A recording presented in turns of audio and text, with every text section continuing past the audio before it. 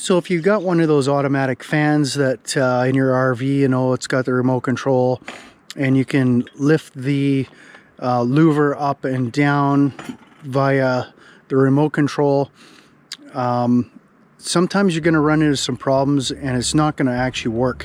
And when I first installed mine in my trailer, what I did was I ended up calling the manufacturer because I wanted to return it actually, but and they were good with me returning it and all this stuff. But what I'd realized was that there's a little circuit board up there, and you'll see it in a second, and that little circuit board is the rain sensor, right? So when that rain sensor kind of shorts out between both sides, what happens is the louver closes, right? Because it senses rain, and that's what it's supposed to do. That's what it's designed to do.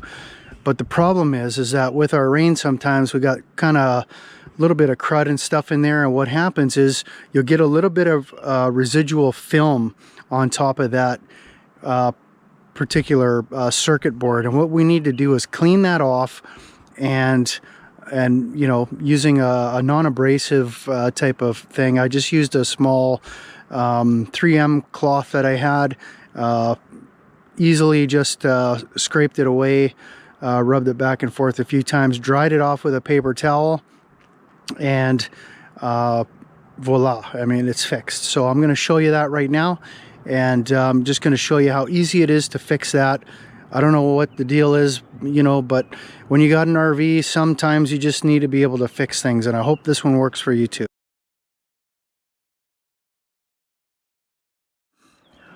So this here is your circuit board here for the rain sensor, and what happens is you see this little labyrinth here of a channel. One's positive and one's negative, and when the rain drop goes on there and shorts out between the two, it actually closes the circuit, and then the lid comes down. That's how it's made to operate. But what happens is we get a little bit of residual stuff on here, and it bridges it so it won't allow it to come up or down, because it thinks that there's it's raining, so it wants to shut it. So I'm going to show you how to clean this, and I'm going to show you how to rectify it and get it working again.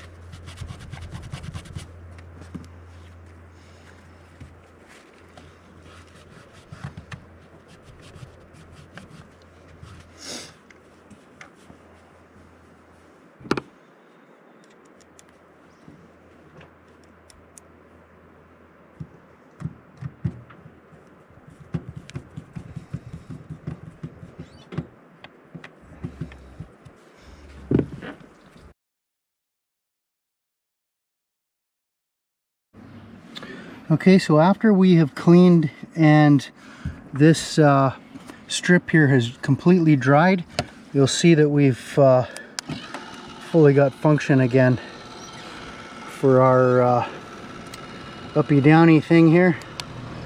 So going up, oh, there we go.